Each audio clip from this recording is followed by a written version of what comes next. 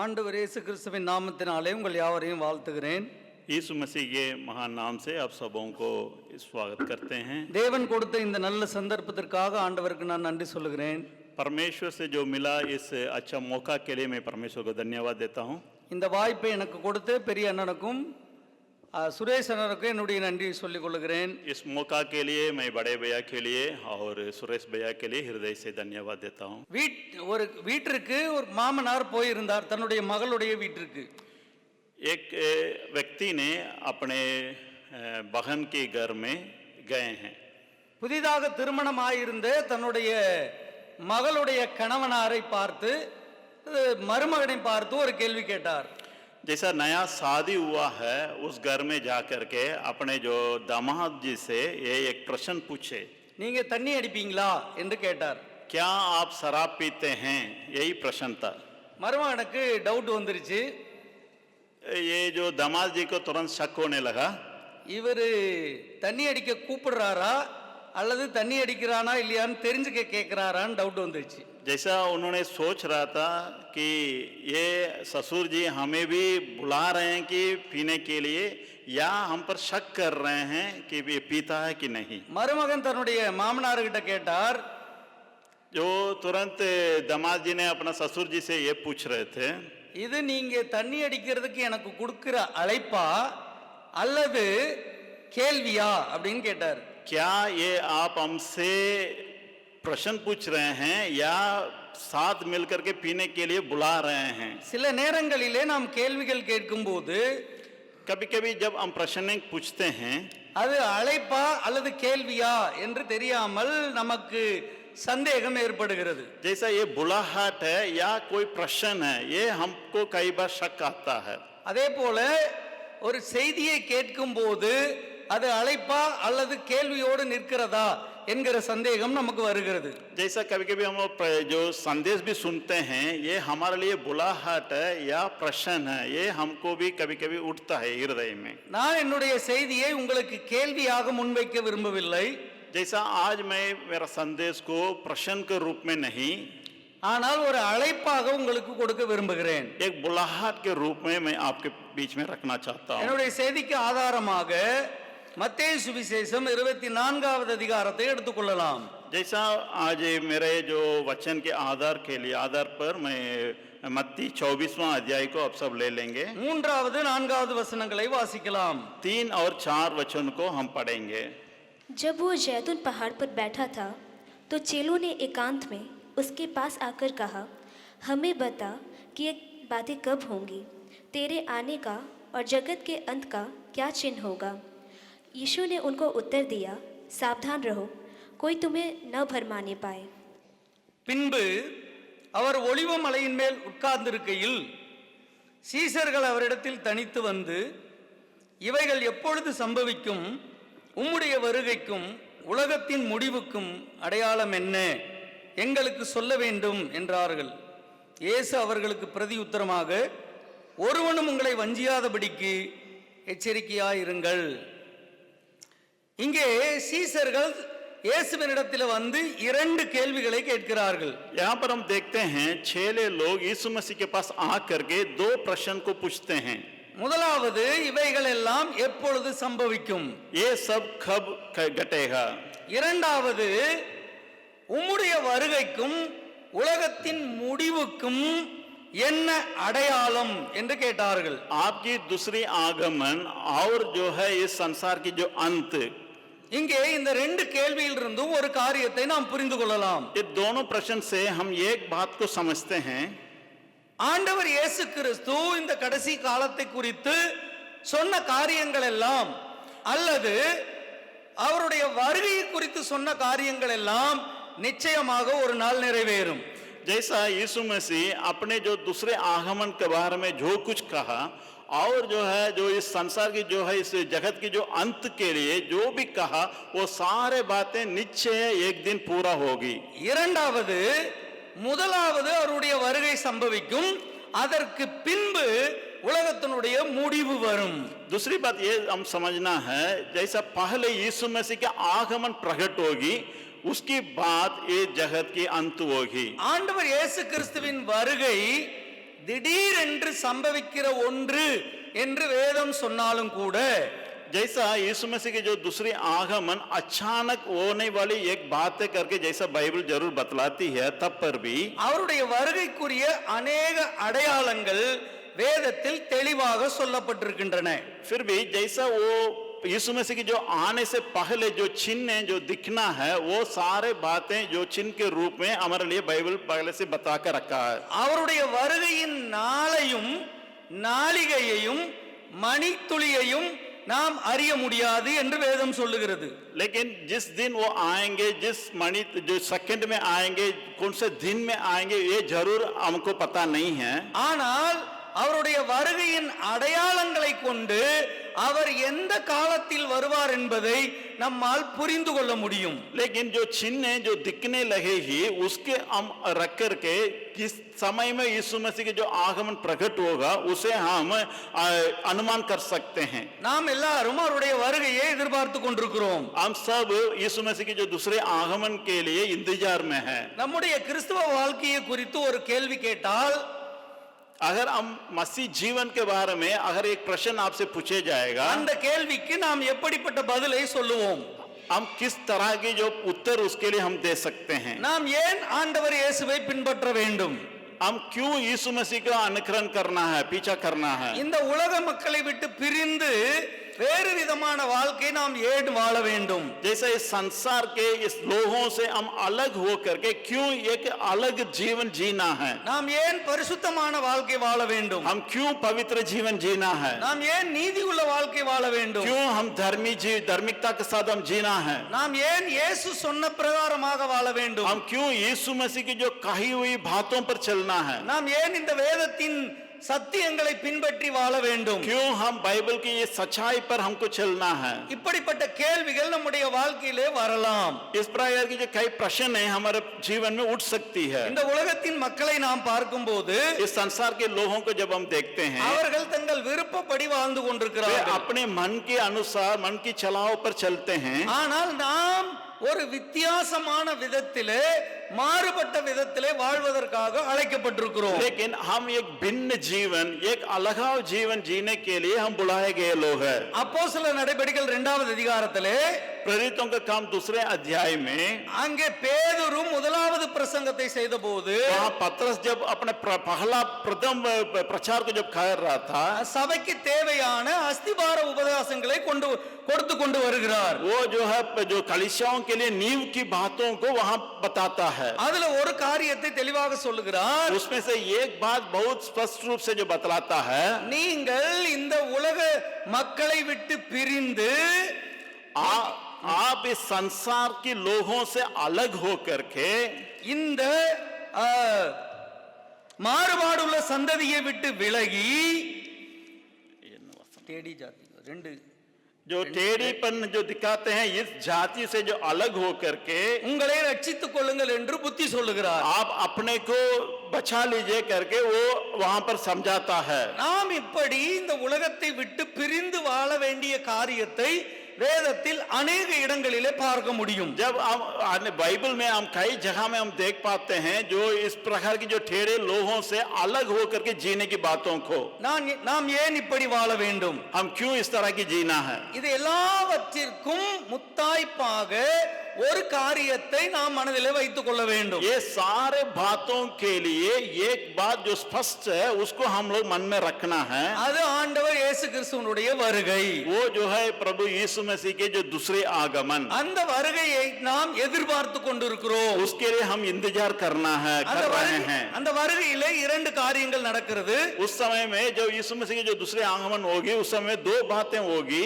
அதையும் நாம் வேதத்திலே தெளிவாக படிக்கிறோம். उसमें उसको भी हम लोग बाइबल में बहुत अच्छे से पढ़ते हैं स्पष्ट रूप से. அவர் வரும்போது மரித்தவர்கள் முதலாவது உயிரோடு எழுந்திருப்பார்கள்.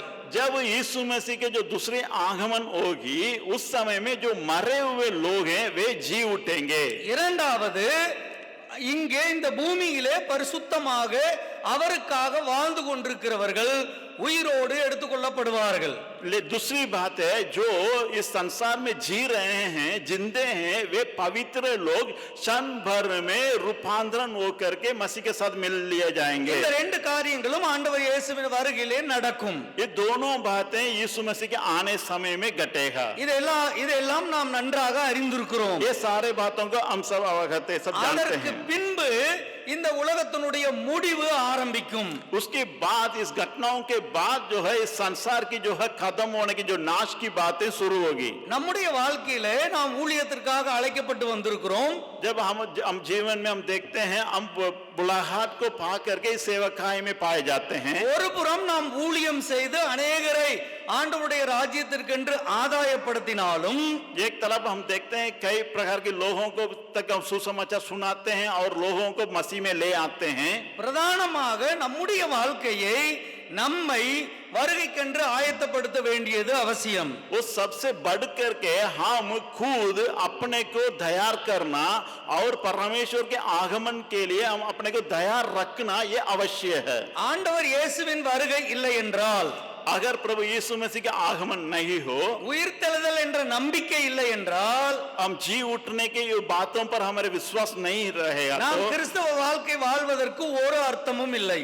इस तरह के हम जो शक करेंगे, तब हम मसीह जीवन जीने के लिए कोई लायक नहीं है. 1 கொரிந்தியர் 15வது அதிகாரத்திலே पहला कुरिन्थियों 15वां अध्याय में இந்த உயிர்த்தெழுதலை பற்றி நாம் अनेक விஷயங்களை தெளிவாக படிக்கிறோம். जी उठने की बातों के बारे में कई बातों को हम पढ़ सकते हैं. கிறிஸ்து உயிர்த்தெழவில்லை என்றால் நம்முடைய விசுவாசம் விருதாவாக இருக்கும். अगर मसीह जी नहीं उठता तो हमारा विश्वास बेकार रहेगा. உயிர்த்தெழுதலுடைய நம்பிக்கை நமக்கு இல்லை என்றால், अगर हम जी उठेंगे करके ये विश्वास अगर हमारा अंदर नहीं रहेगा, நம்முடைய விசுவாசம் விருதாவாக மாறிவிடும். हमारा विश्वास भी बेकार जाएगा.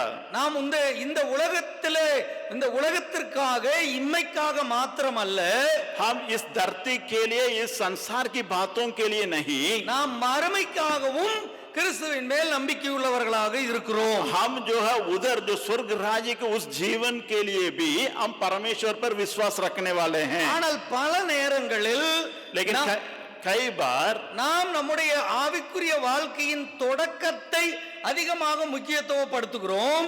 हमारा जो मसीह जीवन की जो शुरुआत बातों को हम ज्यादा महत्व देते हैं. ஆனால் நம்முடைய வாழ்க்கையின் முடிவை பற்றி பல நேரங்களில் சீரியஸாக யோசிப்பது இல்லை. हमारे जीवन की जो अंत जो होने वाली है, उसके बारे में हम कई बार चिंता नहीं कर पाते हैं. அதே போல वैसे ही ஆண்டவர் இயேசு கிறிஸ்துவின் முதலாவது வருகையை நாம் அதிகமாக வலியுறுத்தி பேசுகிறோம். यीशु मसीह के जो पहला आगमन जो हुआ था, यीशु मसीह के जो जन्म के बारे में हम ज्यादा बताते हैं, प्रचार करते हैं. ஆனால் இரண்டாவது வருகையை குறித்து அவ்வளவு சீரியஸாக நாம் எடுத்துக்கொள்வது இல்லை. यीशु मसीह के दूसरे आगमन के बारे में हम ज्यादा चिंता नहीं करते हैं. வேதம் தெளிவாக சொல்லுகிறது, बाइबल स्पष्ट रूप से बतलाती है, ஒரு காரியத்தின் துவக்கத்தை பார்க்கிலும் அதனுடைய முடிவு நல்லது. किसी भी काम की जो शुरुआत से उसकी जो अंत उत्तम है. நம்முடைய ஆவிக்குரிய வாழ்க்கையின் ஆரம்பம் மிக முக்கியமானதுதான். जैसा हमारा जो है आत्मिक भाव जीवन की शुरुआत तो बहुत मुख्य है, அதுல ஒரு சந்தேகமும் இல்லை. उसमें कोई गलत नहीं है, शक नहीं है. அதைவிட முக்கியமானது நம்முடைய வாழ்க்கை எப்படி முடிய போகிறது என்பதுதான். उससे बहुत अधिक, कई गुना अधिक उत्तम बात यह है हमारा जीवन कैसा अंत होगा. நம்முடைய வாழ்க்கை எங்கே முடிய போகிறது என்பது மிக அவசியம். हमारा जीवन कहाँ अंत होगा उसको हम देखना बहुत अनिवार्य है. இதற்கு இடையிலே இன்னொரு காரியத்தையும் நாம் நினைவில் கொள்ள வேண்டும். इसके बीच में और एक बातों को भी हम याद रखना है. அந்த முடிவை நோக்கி நாம் சரியான விதத்திலே முன்னேறி செல்வது அவசியம். उस जो अंत का होकर हम जो है उसके ओर बहुत अच्छी तरह से कदम बढ़ाना जरूरी है. நம்முடைய வாழ்க்கையிலே நாம் எங்கிருந்து ஒரு இடத்திலிருந்து பிரயாணத்தை ஆரம்பிக்கிறோம், जहां हमारे जीवन में हम देखते हैं कहीं से कहीं हम एक यात्रा को शुरू करते हैं, ஒரு இடத்திற்கு போய் சேர வேண்டும் என்று முடிவு செய்கிறோம். हमारे लिए एक लक्ष्य होगा, उसकी ओर हम आगे बढ़ते हैं. அப்ப தொடங்குகிற இடமும் முடிக்கிற இடமும் மிக மிக அவசியம், அதுல சந்தேகம் இல்லை. जहां से हम शुरू किए हैं वहां से जहां हम लक्ष्य को अंत करेंगे, उस यात्रा को अंत करेंगे, वो दोनों जगह बहुत अनिवार्य है. ஆனால் அதே சமயத்தில் वैसे ही இதற்கு இடைப்பட்ட பிரயாணமும் மிக மிக அவசியம். उसके जो बीच की जो यात्रा वो भी अनिवार्य है. நாம் எந்த திசையை நோக்கி பயணிக்கிறோமோ அதுதான் நம்முடைய நாம் போய் சேருகிற இடத்தை தீர்மானிக்கிறது. जिस दिशा के ओर हम कदम बढ़ा रहे हैं वही बात है, जो बढ़ना वो है हम कहां जाकर के हम कदम करेंगे, अंत होगा, उसको तय करती है. நான் எங்கே போக வேண்டும் என்று எனக்கு தெரிந்தாலும் हम जहां जाना है शायद हम जानते भी हो, ஒருவேளை நான் தவறான திசைகளை பயணிப்பேனானால் अगर मैं गलत दिशा में यात्रा करूंगा, நான் போய் சேர வேண்டிய இடத்தை அடைய முடியாது. जहां तक मैं पहुंचना है उस जगह को नहीं पहुंच पाएंगे. ஏனென்றால் நான் போய் சேர வேண்டிய இடம் மிக மிக அவசியமானது. जहां तक मेरा यात्रा खत्म होना है, जहां मैं पहुंचना है वो जगह बहुत जरूरी है. அதனால் என்னுடைய வாழ்க்கையின் செயல்முறையும் மிக மிக அவசியம். इसलिए हमारे जीवन की जो क्रियाएं हैं जो प्रतिदिन करते हैं वो भी अनिवार्य है. என்னுடைய சரியான திசையில் நடக்கிற பிரயாணம் தான் என்னை சரியான இடத்திற்கு கொண்டு போய் சேர்க்கும். जैसा मैं सही दिशा के ओर कदम बढ़ाएंगे वही हमें सही दिशा पर, सही जगह पर हमें पहुंचाएगी. அதுபோலவே நம்முடைய ஆவிக்குரிய வாழ்க்கையினுடைய நாம் அனுதினமும் வாழுகிற அந்த வாழ்க்கை மிக மிக முக்கியமானது. वैसे ही हमारा प्रतिदिन के जीवन में हमारा आत्मिक बातों पर जो प्रतिदिन हम कैसे जी रहे हैं वो भी खास मान्य रखता है. இங்கே சீசர்கள் ஆண்டவர் இயேசுவினிடத்திலே தங்களுடைய முடிவை பற்றி சிந்தித்தவர்களாக இந்த கேள்வியை கேட்கிறார்கள். यहाँ हम देखते हैं जो चेले लोग यीशु मसीह के पास अपने जीवन की जो अंतिम समय के बारे में उन लोग सोचते हुए ये प्रश्न को पूछते हैं, இந்த காரியங்கள் எல்லாம் எப்பொழுது நடக்கும்? ये सब कब घटेगी? உம்முடைய வருகை எப்பொழுது இருக்கும்? आपकी जो आगमन कब होगा? அதற்கான அடையாளங்கள் என்னென்ன? उसके लिए चिन्ह क्या क्या है? இப்படி अनेक காரியங்களை சீசர்கள் அவரிடத்திலே கேட்டு தெரிந்து கொண்டார்கள். चेलों ने यीशु मसीह से पूछ करके पता कर रहे हैं. ஆண்டவர் இயேசுவின் வருகையை பற்றி வேதத்தில் अनेक இடங்களிலே படிக்கிறோம்.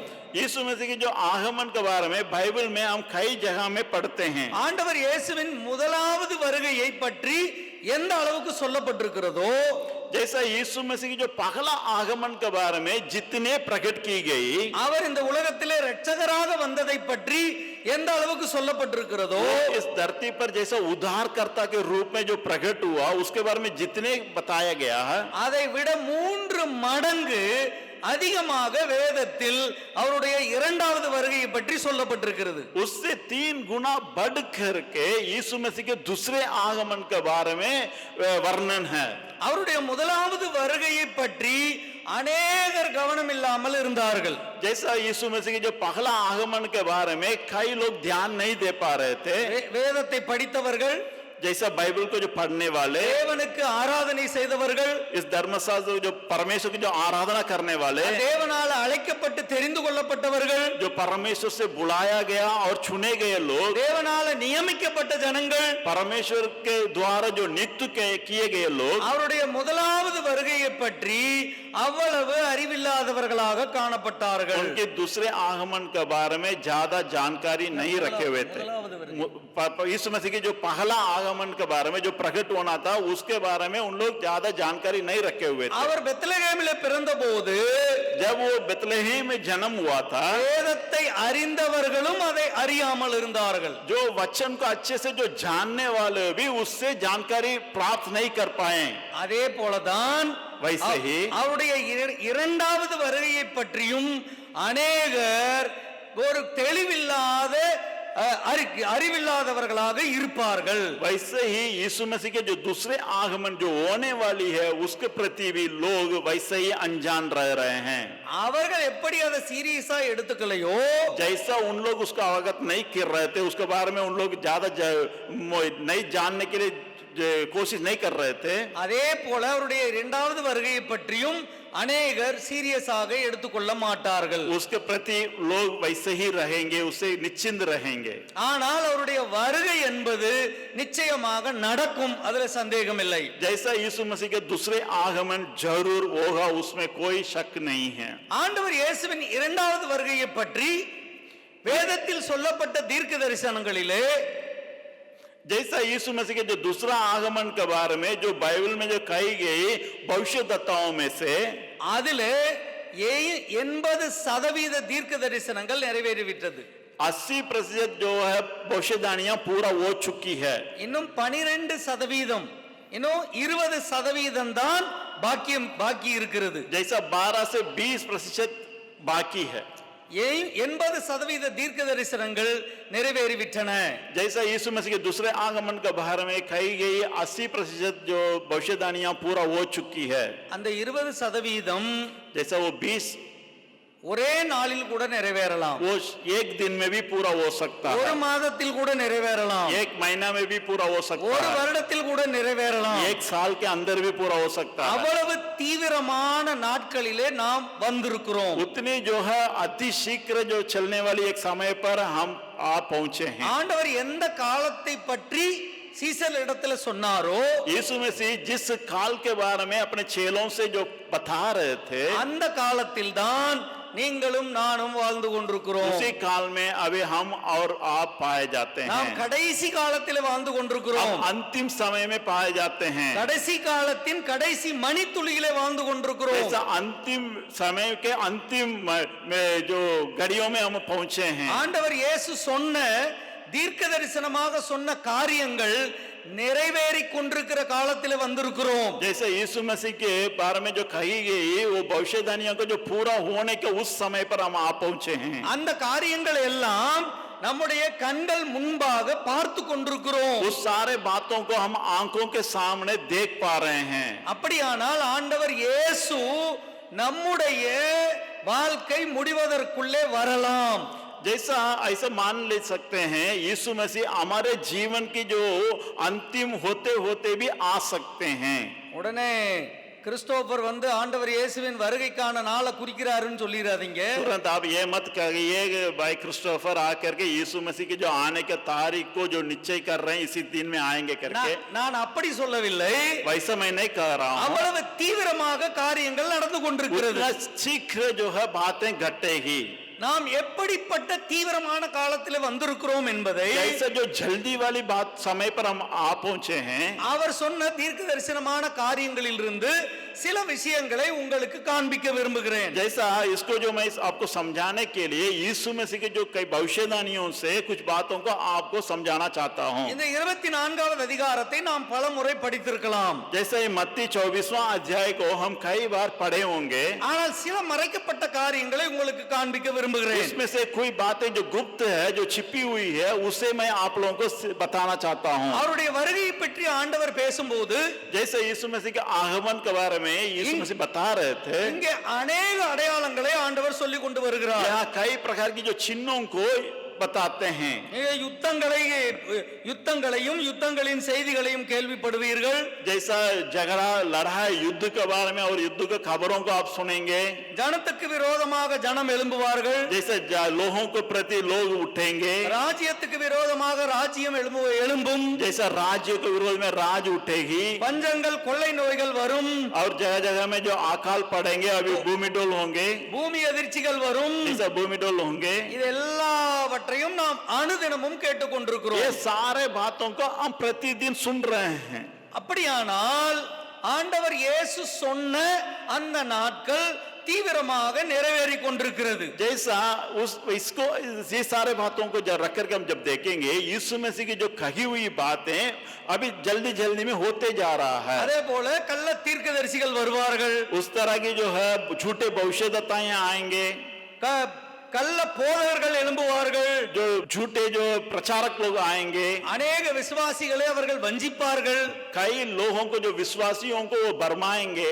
இதெல்லாம் இந்த நாட்களிலே நடந்து கொண்டிருக்கிறதை பார்க்கிறோம், கேள்விப்படுகிறோம். ये सारे बातों आजकल जो हो रहा है उसको हम सुन रहे हैं और देख पा रहे हैं. இந்த 24வது அதிகாரத்தை ஆண்டவர் இரண்டு பிரிவாக பிரித்து தீர்க்க தரிசனங்களை சொல்லுகிறார். इस जो 24वां अध्याय को अगर हम देखेंगे इसमें दो भाग करके यीशु मसीह हम भविष्यवाणियों को कर रहे हैं. ஒன்று அவருடைய சபைக்கும் சபை சம்பந்தப்பட்ட காரியங்களையும் ஆண்டவர் இங்கே சொல்லி கொண்டு வருகிறார். पहले बातें ये है जो है कलीसियाओं के लिए और कलीसिया की जो है संबंधित बातों को बताते हैं. இரண்டாவது இஸ்ரவேலை பற்றியும் இஸ்ரவேல் தேசத்திலே நடக்க போகிற காரியங்களை பற்றியும் பேசுகிறார். दूसरी बात इस्राएल देश के लिए और देश के बारे में जो होने वाली बातें हैं उसको बताते हैं. சோ இந்த காரியங்களை எல்லாம் நாம் கவனமாக கவனிக்க வேண்டி ये இருக்கிறது. सारे बातों को हम ध्यान से देखना है, पढ़ना है. ஒரு முறை ஒரு ஊழியர் இப்படியாக சொன்னார்,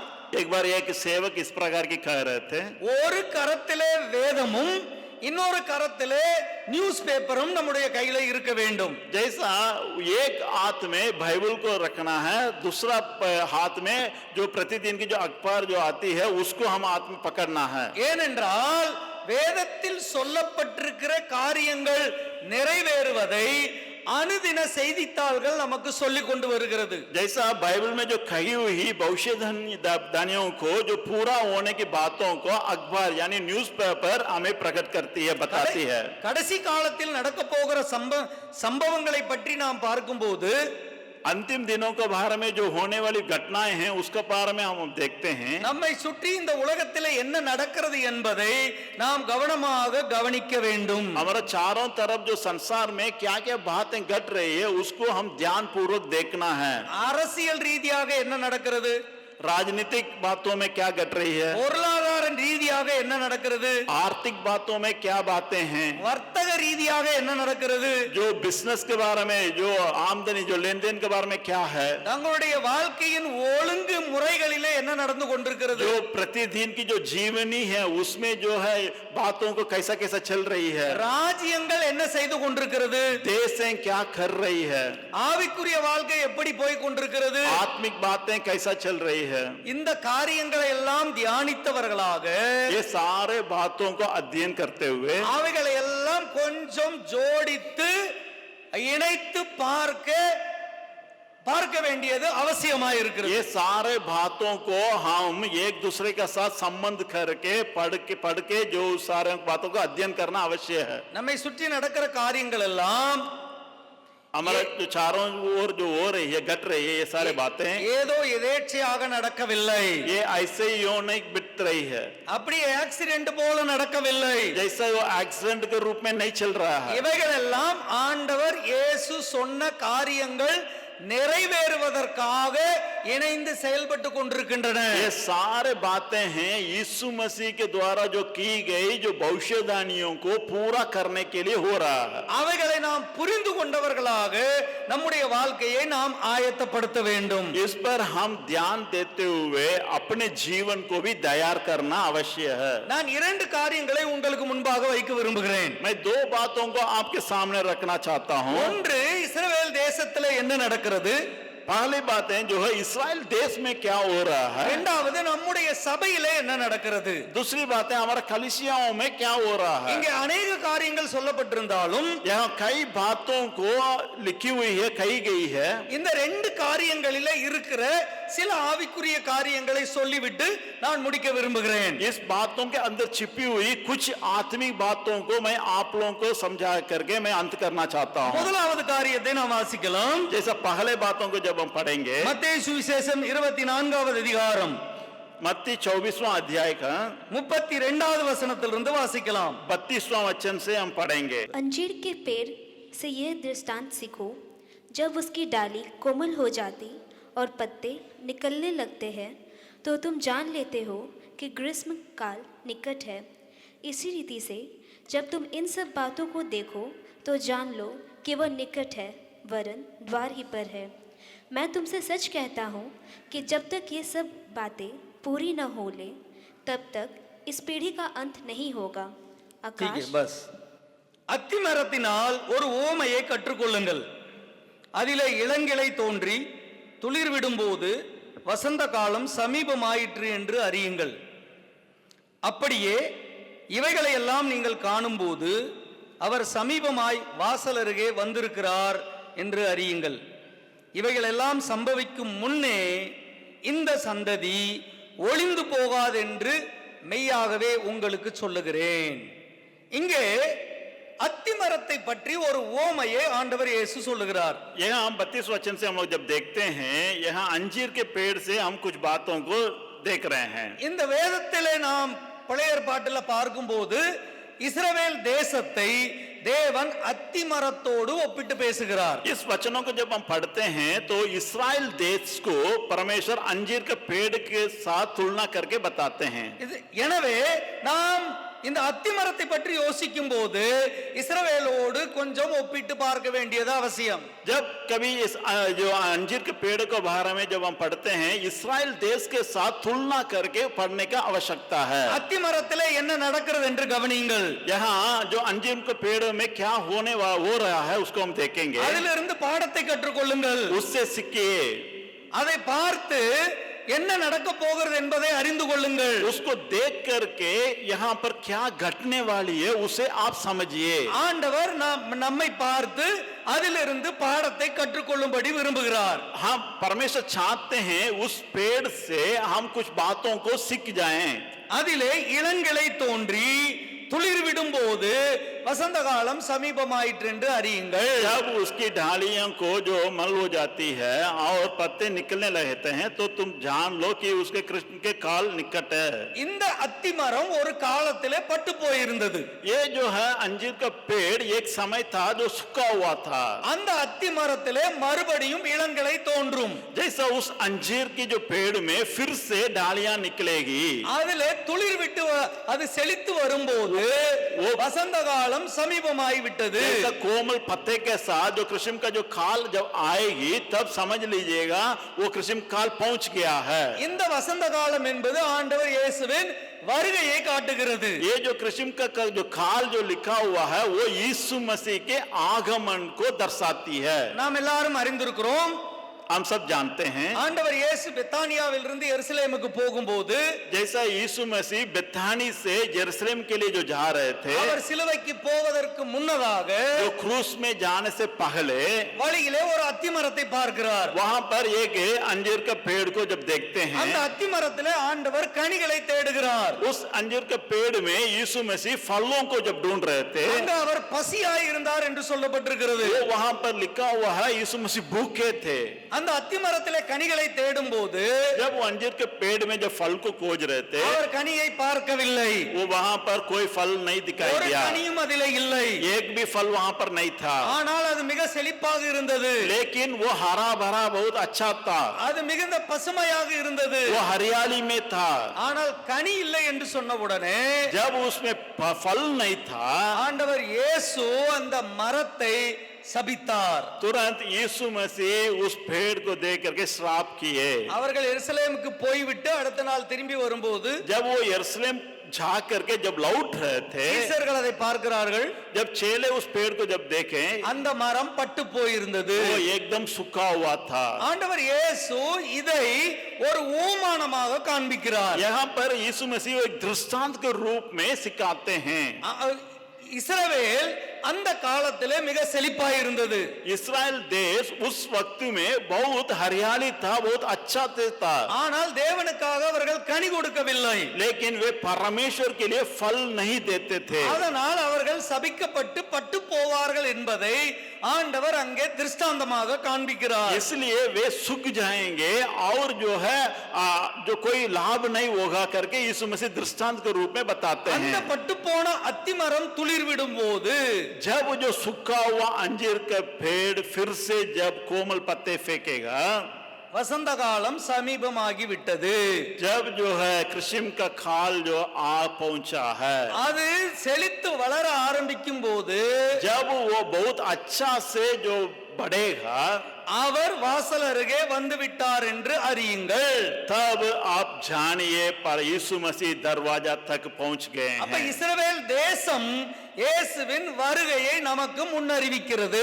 तब हम समझ सकते हैं इस्राएल देश जो है यीशु मसीह के आगमन कब होगा करके हमें बताएगा. இப்பொழுது நாம் மத்தேயு 24வது அதிகாரம் 1வது வசனத்திலிருந்து வாசிக்கலாம். जब हम पढ़ेंगे मत्ती लिखित सुसमाचार 24वां अध्याय का पहला वचन. இயேசு தேவாலயத்தை விட்டு புறப்பட்டு போகையில் அவருடைய சீசர்கள் தேவாலயத்தின் கட்டடங்களை அவருக்கு காண்பிக்க அவரிடத்தில் வந்தார்கள். இயேசு அவர்களை நோக்கி, இவைகளை எல்லாம் பார்க்கிறீர்களே, இவ்விடத்தில் ஒரு கல்லின் மேல் ஒரு கல் இராதபடிக்கு எல்லாம் இடிக்கப்பட்டு போகும் என்று மெய்யாகவே உங்களுக்கு சொல்லுகிறேன் என்றார். एक और दो वचन पढ़ेंगे. जब यीशु मंदिर से निकलकर जा रहा था तो उसके चेले उसको मंदिर की रचना दिखाने के लिए उसके पास आए. उसने उनसे कहा, तुम ये सब देख रहे हो ना? मैं तुमसे सच कहता हूँ, यहाँ पत्थर भी न छूटेगा, இந்த न जाएगा. இந்த வசனமானது கிபி 70 அப்படியே நிறைவேறியது. जैसा ये वचन यीशु मसीह के बाद 70वां साल में पूरा हो चुका है. கிபி 70வது வருஷத்திலே ईस्वी पूर्व 70 में ரோம சாம்ராஜ்யத்தினுடைய ஒரு மன்னன், பேரரசன், जैसा रोम साम्राज्य का जो है एक राजा, அவருடைய பேர் தீத்துராயன். तीतुरायन नाम करके एक मनुष्य, அவன் எருசலேமின் மீது படையெடுத்து வந்து वो इस्राएल के ऊपर जो है अपना बल के साथ आया. இந்த தேவாலயத்தை தீக்கிரையாக்கி விட்டு இடித்து போட்டதை நாம் அங்கே பார்க்கிறோம். वो परमेश्वर को भवन को वो तोड़ करके आग से जला दिया था. இது நாம் சரித்திரத்தில் வாசிக்கிற காரியங்கள். इसको हम इतिहास में पढ़ते हैं. இந்த 70வது வருஷத்திற்கு பின்பு இந்த இஸ்ரவேல் என்கிற தேசம் இல்லாமல் போயிற்று. जैसा 70वां साल के बाद वो इस्राएल नाम करके एक देश नहीं रहा. இஸ்ரவேல் தேசத்தில் இருந்த யூதர்கள் அனைவரும் உலகம் முழுவதும் சிதறடிக்கப்பட்டார்கள். जो इस्राएल देश में जितने यहूदी लोग पाए जाते थे वे पूरा दुनिया भर संसार पर जो है चितर पितर किए गए हैं. 1948வது வருஷத்திலே 1948 में இரண்டாம் உலகப் போர் முடிந்த பின்பு दूसरा विश्व युद्ध के बाद மே 14ஆம் தேதி இஸ்ரவேல் என்கிற தேசம் மறுபடியும் உருவானது. मई महीना की जो 14वां तारीख को इस्राएल फिर से बना. கர்த்தருடைய நாமத்திற்கு மகிமை உண்டாகட்டும். परमेश्वर के नाम की महिमा होने पाए. இந்த 1948 இஸ்ரவேல் மறுபடியும் உருவானதை இந்த அத்திமரம் நமக்கு காட்டுகிறது. 1948वां साल में जैसा इस्राएल फिर से जो जमा उसको ये अध्याय जो है हमें बताती है. அத்திமரம் துளிர் விட்டு விட்டது. जैसा ये जो है अभी जम गया है. அவர்கள் தங்களுக்கான மொழியை திரும்பவும் உயிர்ப்பித்தார்கள். वे अपने लिए अपना भाषा को फिर से स्थापन किए. அவர்களுக்கான தேசிய சின்னத்தை உருவாக்கினார்கள். अपने लिए जो राष्ट्रीय चिन्ह को उन लोग पहचाने. தேசிய கொடியை உருவாக்கினார்கள். राष्ट्रीय जो झंडा को उन लोग बनाया. தேசிய கீதத்தை உருவாக்கினார்கள். राष्ट्रीय गान को उन लोग बनाया. ஒரு தனி தேசமாக உருவாகி விட்டார்கள். अब जो है उन लोग एक अलग से एक देश के रूप में पाए जाते हैं. இப்பொழுது இஸ்ரவேலுக்கும் பாலஸ்தீனாவுக்கும் பெரிய சண்டை நடந்து கொண்டிருக்கிறது. अभी इस्राएल और पालस्तीन के बीच में बहुत बड़ा युद्ध चल रही है. அந்த யுத்தத்திலே ஒரு பக்கம் ஒரு சில தேசங்கள் இஸ்ரவேலுக்கு சப்போர்ட் பண்ணுகிறது.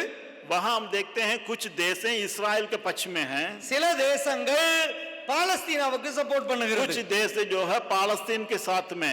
இந்த இரண்டுக்கும் இடையில என்ன நடக்கிறது என்று அறியாமல் நாம் अनेகர் இருந்து கொண்டிருக்கிறோம். ये दोनों देश के बीच में क्या चल रहा है इसे हम में से अनेक लोग नहीं जान पा रहे हैं. ஏன் இவர்கள் சண்டை போட்டு கொண்டிருக்கிறார்கள் என்று நிறைய பேருக்கு தெரியாது. क्यों ये दोनों लड़ रहे हैं कई लोगों को पता नहीं है. ஆனால் அந்த இஸ்ரவேல் என்கிற இடத்திற்காக தேசத்திற்காகத்தான் இந்த சண்டை எல்லாம் நடந்து கொண்டிருக்கிறது. जो हम सब जानना चाहिए इस्राएल उस देश के लिए ही यहाँ पर युद्ध चल रहा है. இதற்கு பின்னதாக ஒரு பெரிய ஆவிக்குரிய அர்த்தம் இருக்கிறது. इसके पीछे भी कोई आत्मिक बातें छिपी हुई है. ஆனால் அதற்குள்ளே நாம் போக வேண்டாம். उसमें हम नहीं जा रहे हैं. ஆனால் ஒரு காரியத்தை நாம் புரிந்து கொள்ள வேண்டும். लेकिन एक बात को हम समझना चाहिए. இஸ்ரவேல் தேசம் உருவாகும் போது जब इस्राएल देश जो बन रहा था ஆண்டவர் இயேசுவினுடைய வருகை சமீபமாக இருக்கும். जब यीशु मसीह का दूसरे आगमन बहुत निकट है। அத்தி மரத்தினால் ஒரு ஓமையை கற்றுக்கொள்ளுங்கள்.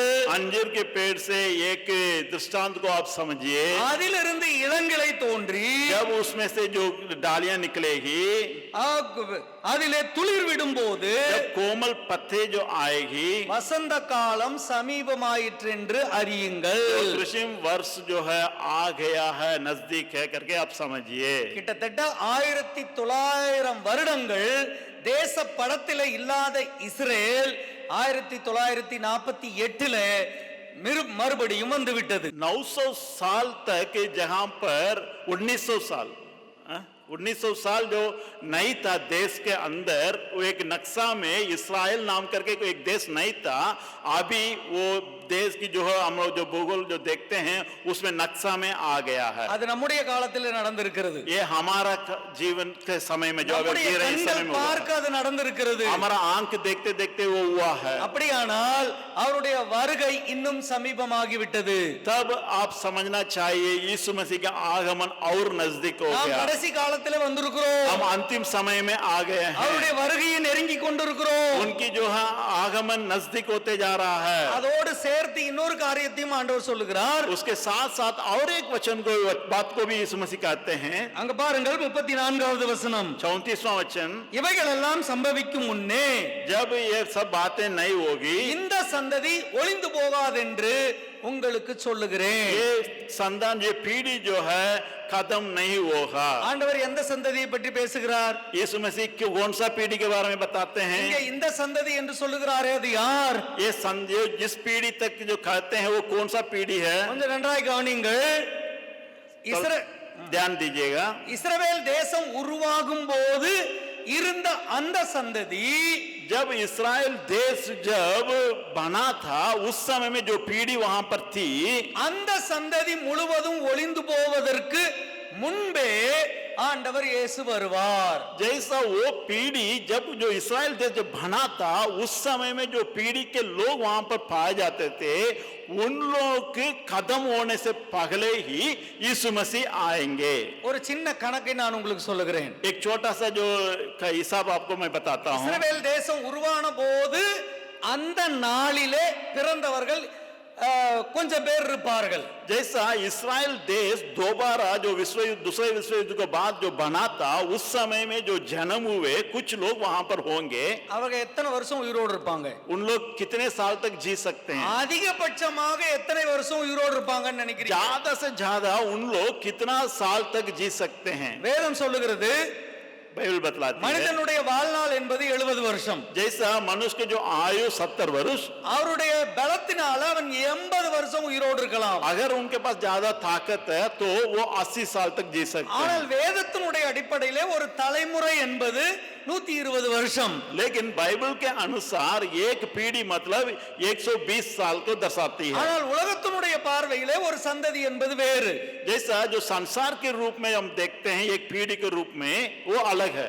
ஒருவேளை இந்த சந்ததி என்கிற காரியங்களை நாம் எடுத்துக்கொண்டால் கூட, ஒருவேளை ஒரு மனிதனுடைய ஆயுள் நாட்களை வைத்து கணக்கிட்டால், अगर इस संसार के रीति से अगर हम देखते हैं एक पीढ़ी के हिसाब इस रीति से रहेगा करके, ஒரு மனிதனுடைய வாழ்நாளை கொண்டு கணக்கிட்டால், एक मनुष्य के जो आयु को रख करके अगर हम पढ़ेंगे வேதத்தின்படி 70 வருடங்கள். 70 साल होगी बाइबल के अनुसार। இப்ப 70 வருஷம் முடிஞ்சிருச்சு.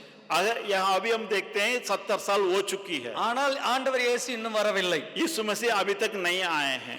மனிதன் தன்னுடைய பலத்தினாலே 80 வருஷம் உயிரோடு இருக்கலாம். मनुष्य अपने ताकत के बल पर 80 साल तक जी सकता है। तो ஒருவேளை அந்த 80 வருஷம் முடிவதற்குள்ளே ஆண்டவர் இயேசு வரலாம். 80 साल पूरा होते होते यीशु मसीह आ सकते हैं। 1948 से 80 साल, அதாவது அந்த சந்ததி 80 வருஷம் ஆவதற்குள் ஆண்டவர் இயேசு வரலாம். उस पीढ़ी 80 साल होते होते यीशु मसीह आ सकते हैं। ஒருவேளை அதற்கு அதிகமாக உயிரோடு இருப்பார்களானால், अगर उससे भी अधिक अगर जिएंगे, அதற்கு ஏத்த மாதிரி நீங்க கணக்கு போட்டுக்கோங்க. उसके हिसाब से आप हिसाब कर सकते हैं। ஆனால் எப்படி ஆனாலும் நம்முடைய சந்ததி முடிவதற்குள் ஆண்டவர் இயேசு வர வாய்ப்புண்டு. जैसा भी हम देखेंगे हमारा पीढ़ी अंत होते होते यीशु मसीह आ सकते हैं। அதனால நாம் அவருடைய வருகைக்கு ஆயத்தமாக வேண்டி இருக்கிறது. इसलिए हम परमेश्वर के दूसरा आगमन के लिए यीशु मसीह के आगमन के लिए हम तैयार நாம் होना இனியும் चाहिए। அலட்சியமாக இருக்க முடியாது. अभी भी हम निश्चिंत न रहे, இனியும் நிர்விசாரமாக இருக்க முடியாது. हम ऐसे ही यूं नहीं जीना है, இனியும் ஏனோ தானோ என்று வாழ்ந்து கொண்டிருக்க முடியாது. अभी हम ऐसे ही हम मजाक मजाक में नहीं जीना है। இதுவரைக்கும் வாழ்ந்தது போல இனிமேல் நாம் வாழ முடியாது. अब तक हम जैसा लापरवाही में हम जी रहे थे नाम वैसा हम इन्नम आगे नहीं जी सकते हैं। இன்னும் கவனமாக நாம் வாழ வேண்டி இருக்கிறது. और हम बहुत ध्यान पूर्वक जीना जरूरी இன்னும் है, அவரோடு நாம் நெருங்கி சேர வேண்டி இருக்கிறது. और परमेश्वर के नजदीक हम जाना जरूरी இன்னும் है, நம்முடைய ஜெப வாழ்க்கையை அதிகப்படுத்த வேண்டி और இருக்கிறது. हमारा प्रार्थना जीवन को अधिक करना आवश्यकता है। இன்னும் இயேசுவை போல நாம் மாற வேண்டி இருக்கிறது. अब और हम यीशु मसीह जैसा बनना जरूरी है। அடுத்ததாக இன்னொரு காரியத்தை உங்களுக்கு காண்பிக்கிறேன். दूसरी एक बात को भी मैं आप लोगों को बताता हूँ। அதே 24வது அதிகாரம் उसी 24वां अध्याय में 37வது வசனத்தை நாம் வாசிக்கலாம். 37वां वचन में 37 में जब पढ़ते हैं, நோவாவின் காலத்தில் எப்படி நடந்ததோ அப்படியே மனுஷகுமாரன் வரும் காலத்திலும் நடக்கும். எப்படி எனில் ஜலப்பிரளயத்திற்கு முன்னான காலத்திலே நோவா பேழைக்குள் பிரவேசிக்கும் நாள் வரைக்கும் ஜனங்கள் புசித்தார்கள், குடித்தார்கள், பெண் கொண்டார்கள், பெண் கொடுத்தார்கள். ஜலப்பிரளயம் வந்து அனைவரையும் வாரிக்கொண்டு போக மட்டும் உணராதிருந்தார்கள். அப்படியே மனுஷகுமாரன் வருங்காலத்திலும் நடக்கும். जैसे नूह के दिन थे वैसा ही मनुष्य के पुत्र का आना भी होगा, क्योंकि जैसे जल प्रलय से पहले के दिनों में जिस दिन तक कि नूह जहाज पर न चढ़ा उस दिन तक लोग खाते पीते थे और उनमें विवाह होते थे, और जब तक जल प्रलय आकर उन सबको न बाहर ले गया तब तक उनको कुछ भी मालूम न पड़ा, वैसे ही मनुष्य के पुत्र का आना भी होगा। இந்த வசனங்களை வாசிக்கும் போதெல்லாம் எனக்கு மிகுந்த ஆச்சரியமாயிருக்கும். जब कभी इस वचन को जब हम पढ़ता हूँ बहुत आश्चर्यजनक होता हूँ, ஏனென்றால் வருகையோடு ஆண்டவர் நோவாவின் நாட்களை ஒப்பிட்டு பேசுகிறார். यीशु मसीह अपने जो आगमन के साथ साथ नूह के बातों को यहाँ जोड़ करके वर्णन करते हैं। அதாவது ஆதாமிலிருந்து 7ஆம் தலைமுறையில் இருந்த அந்த சந்ததியை ஆண்டவர் அவருடைய வருகையோடு ஒப்பிட்டு பேசுகிறார். जैसा आदम के बाद 7वां पीढ़ी में जो जी रहा था नूह के बारे में यहाँ पर अपने दूसरे आगमन के साथ जोड़ करके यीशु मसीह बताते हैं। அதை பற்றி நாம் ஆதியாகமம் 5வது அதிகாரத்திலே பார்க்கிறோம். उसके बारे में हम उत्पत्ति के किताब 5वां अध्याय में पढ़ते हैं। என்னுடைய தியானத்தின்படி 5வது அதிகாரம் கிட்டத்தட்ட முழு வேதத்தையும் உள்ளடக்கி இருக்கிறது. जैसा हमारे अध्ययन के अनुसार जो उत्पत्ति 5वां अध्याय पूरा बाइबल को अपना करके अंदर है, मतलब अपने बताती है। ஆனால் ஆதியாகமம் 5வது அதிகாரத்தை நீங்க வாசித்தால், लेकिन आप 5वां अध्याय को जब पढ़ते हैं அதிலே ஒவ்வொருவரும் மரித்தார்கள் மரித்தார்கள், இவன் மரித்தான் மரித்தான் மரித்தான் என்று எழுதப்பட்டிருக்கிறதை நாம் பார்க்க முடியும். लेकिन यहाँ पर हम 5वां अध्याय को हम पढ़ते हैं, वो मर गया, ये मर गया, वो मर गया करके पूरा मृत्यु का एक खबर वहां पर लिखी हुई है। 5வது அதிகாரத்தை 5வது வசனத்தை பாருங்கள். 5 का 5 को तरह देखेंगे, ஆதாம் மரித்து போனான். यहाँ लिखा है आदम मर गया। 8வது வசனத்தை பாருங்கள், சேத் மரித்து போனான். 8वां वचन में सेत मर गया। அதே போல 14வது வசனத்தை பாருங்கள், கேனான் மரித்து போனான். यहाँ 14 वचन में देखेंगे केनान मर गया। 17 பாருங்கள், மகாலயேல் மரித்து போனான். 17वां वचन में फिर एक मृत्यु का खबर। 20வது வசனத்தை பாருங்கள், அவன் மரித்தான். जो 20वां वचन में फिर लिखा है वो मर गया। 27வது வசனத்தை பாருங்கள், மெத்தூசலா மரித்தான். जहाँ 27वां वचन में देखते हैं मेतुसला मर गया। 31வது வசனத்தை பாருங்கள், அவன் மரித்தான். லாமேக்கு மரித்தான். 31वां वचन में भी இப்படி மரித்தான் மரித்தான் மரித்தான் என்று மரித்தவர்களை பற்றி எழுதப்பட்டிருக்கிறது. यहाँ जो मृत्यु की बहुत लंबी सूची दी हुई है। நமக்கும் ஒரு நாள் மரணம் நிச்சயம் வரும். हमको भी एक दिन मृत्यु जरूर आएगी, ஆனால் என்றைக்கு மரணம் வரும் என்று நமக்கு தெரியாது. लेकिन किस दिन आएगी हमें पता नहीं है. நாம் மரணத்தை பற்றி அதிகமாக யோசிப்பதும் இல்லை. हम मृत्यु के बारे में ज्यादा चिंता भी नहीं करते எது हैं. நம்முடைய வாழ்க்கையில அதிக நிச்சயமாக இருக்கிறதோ அதை பற்றி நாம் அதிகம் யோசிப்பதில்லை. जो हमारे जीवन में अति निश्चय है वो होनी है, उसके बारे में हम कभी चिंता नहीं करते हैं. எது நமக்கு அதிக நிச்சயம் இல்லாததாக இருக்கிறதோ அதை பற்றி அதிகம் நாம் கவலைப்படுகிறோம். जिसके प्रति हम जो निश्चय नहीं है हमारे जीवन में, उसके प्रति हम ज्यादा चिंता करते हैं. ஆனால் மரணம் என்பது நம்முடைய வாழ்க்கையில நிச்சயம். लेकिन मृत्यु हमारे जीवन में निश्चय है, ஆனால் அதை பற்றி நாம் அதிகம் யோசிப்பதில்லை. उसके बारे में हम ज्यादा चिंता कभी नहीं करते हैं. பின்னதாக இன்னொரு ஜீவன் எனக்காக இருக்கிறது என்கிற நம்பிக்கை, जैसा मृत्यु के बाद भी हमारे लिए एक जीवन रखी हुई है, उस पर आने वाली एक भरोसा, அது என்ன என்று உங்களுக்கு காட்டுகிறேன் பாருங்கள். उसको वो क्या है अभी देखेंगे. 21வது வசனத்திலிருந்து வாசிக்கலாம். 21वां वचन से अगर हम पढ़ेंगे, ஏனோக்கு 65 வயதான போது மெத்தூசலாவை பெற்றான்.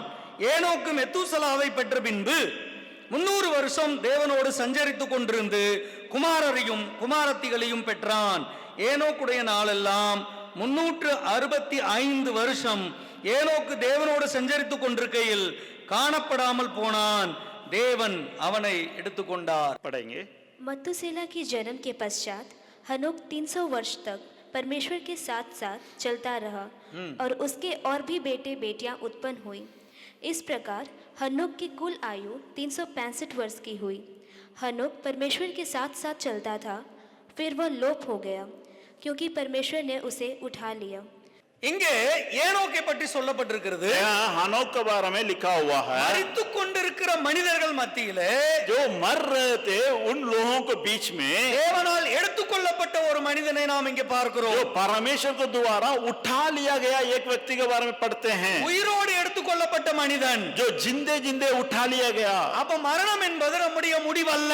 जैसा इससे हम जानते हैं मृत्यु हमारे लिए अंतिम नहीं है. மரணம் என்பது நம் இன்னொரு வாழ்க்கைக்கான ஆரம்பம். जैसा वो मृत्यु जो है हमारा दूसरे एक जीवन की शुरुआत है, அது ஏனோக்குடைய வாழ்க்கை நமக்கு காட்டுகிறது. उसको हम हनोक के जीवन से पढ़ते हैं. ஆனால் ஒரு காரியத்தை நாம் கவனிக்க வேண்டும். लेकिन यहाँ एक विषय को हम ध्यान देना है. 65 வயதான போது மெத்தூசலாவை பெற்றான். जैसा 65 साल जब हुआ था वो मेतुसला को जन्म दिया, அவருடைய மொத்த வருடங்கள் 365. उनके पूरे कुल दिन 365 दिन हैं. அவன் 300 வருடங்கள் தேவனோடு சந்தரித்தான். वो 300 साल जो है परमेश्वर का साथ संगति करता था. அப்படியானால் அவன் மெத்தூசலா பிறந்ததிலே ஏதோ அவனுடைய வாழ்க்கையிலே நடந்திருக்கிறது. उससे हम समझते हैं मेतुसला को जब वो जन्म दिया था उस समय में उसके जीवन में कोई बातें घटा. மெத்தூசலா பிறந்த அந்த வருஷத்திலிருந்து அவன் தேவனோடு சஞ்சரிக்க ஆரம்பித்திருக்கிறான். जैसा मेतुसला की जो जन्म के बाद वो परमेश्वर का साथ ज्यादा संगति करना शुरू 300 किया. வருடங்கள் அவன் சஞ்சரித்தான். जैसे 300 साल वो जिया. அந்த ரகசியம் என்ன? वो क्या है वहां पर गुप्त बात? மெத்தூசலா பிறந்தபோது தேவன் ஏனோக்கிடம் ஒரு காரியத்தை சொன்னார். वहां मेतुसला जो जन्म होने के बाद हनोक से परमेश्वर ने एक बातों को बताया, நான் இந்த பூமியை அழிக்க போகிறேன். मैं इस पृथ्वी को खत्म करने वाला हूँ. நான் இந்த பூமியில் இருக்கிற மக்களை எல்லாம் சங்கரிக்க போகிறேன். मैं इस धरती के जो जीने वाले सारे लोगों को मैं नष्ट करने जा रहा हूँ. அதை எப்போ செய்ய போறேன் என்பதை சொல்லுகிறார். उसको कब मैं करूंगा करके உனக்கு ஒரு बताया. மகன் பிறந்திருக்கிறானே, இந்த மகன் மரிக்கும் போது நான் அதை செய்ய போகிறேன். जैसा तुम्हारे लिए एक बेटा जन्मा है, इसकी मृत्यु के दिनों में इसको मैं करूंगा. ஏனென்றால் மெத்தூசலா என்ற அந்த பேருக்கு இவன் மரிக்கும் போது பூமியின் மேல் நியாய தீர்ப்பு வரும் என்ற அர்த்தம். जैसा मेतुसला की जो नाम की अर्थ क्या है, इस जिस दिन मेतुसला मरेगा उस दिन परमेश्वर के न्याय प्रकट होगा. நம்ம எல்லாருக்கும் தெரியும், हम सब जानते हैं இந்த உலகத்திலே அதிகமான வருடங்கள் வாழ்ந்தவன் மெத்தூசலா. इस पृथ्वी में ज्यादा दिन लंबे आयु मेतुसला के था. ஆனா மெத்தூசலாவை குறித்து நாம் பெருமையாக சொல்லிக் கொண்டிருக்கிறோம். जैसा मेतुसला के बारे में हम बहुत घमंड से कुछ बातों को बताते அவன் हैं. 969 வருடங்கள் உயிரோடு இருந்தான். वो 961 साल जिया करके ஆனால் மெத்தூசலாவை பற்றி பெருமையாக சொல்லுவதற்கு இங்கே எதுவுமே இல்லை. यहाँ मेतुसला के बारे में घमंड करने के लिए कोई बात नहीं है. ஏனென்றால் மெத்தூசலா மரிக்கும் போது தேவன் பூமியை நியாயம் தீர்ப்பார். जैसा जिस दिन मेतुसला मरेगा उसी दिन परमेश्वर इस पृथ्वी पर न्याय करेगा. நல்ல கவனிங்கள். ध्यान दीजिए. இங்கே மெத்தூசலா 187 வயதான போது லாமைக்கை பெற்றான். 86 साल की जब हो गया था उस समय में லாமைக்கை பெற்றான். लामेक नाम के वो बेटा को जन्म दिया. லாமேக்குக்கு 182 வயதான போது அவன் நோவாவை பெற்றான். जैसा 28वां वचन में लिखा है लामेक 182 जो वर्ष का जो हुआ था तब उसने एक पुत्र को जन्म दिया. இப்பொழுது மெத்தூசலாவுடைய வயது 369. जैसा अभी हम देखते हैं मेतुसला की उम्र क्या है 369. 369. अभी देखिएगा 7वां अध्याय 6 वचन को हम पढ़ेंगे.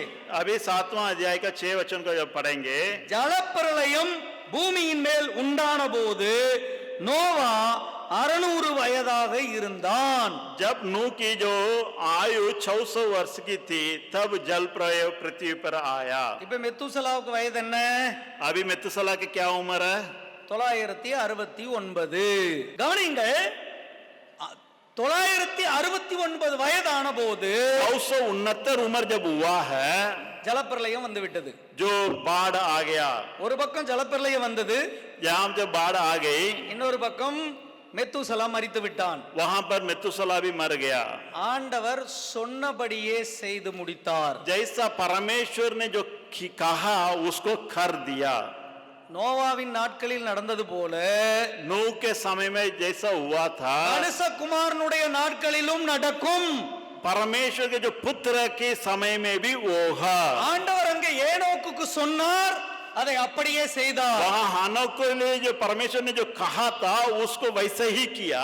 அதே போல இஸ்ரவேலை பற்றி ஆண்டவர் சொல்லி இருக்கிறார். जैसा आज इस्राएल के बारे में परमेश्वर जो भी कहा हो மனுஷகுமாரனுடைய நாட்களிலே அவர் அப்படியே செய்வார். मनुष्य के पुत्र के समय में भी वैसे ही करेगा. அதுல ஒரு சந்தேகமும் இல்லை. उसमें कोई डाउट नहीं है, शक नहीं है. இங்கே நோவாவை பற்றி பார்க்கும்போது यहाँ नूह के बारे में जब हम देखते हैं அந்த காலத்தில் இருந்த ஜனங்கள் उस समय के जो लोग பாவம் செய்தார்கள், जो पाप कर रहे थे, அநியாயம் செய்தார்கள், कुकर्म करते थे, அக்கிரமம் செய்தார்கள், जो कुकर्म में करते आए, அப்படியெல்லாம் எழுதல. वैसा कुछ नहीं लिखा.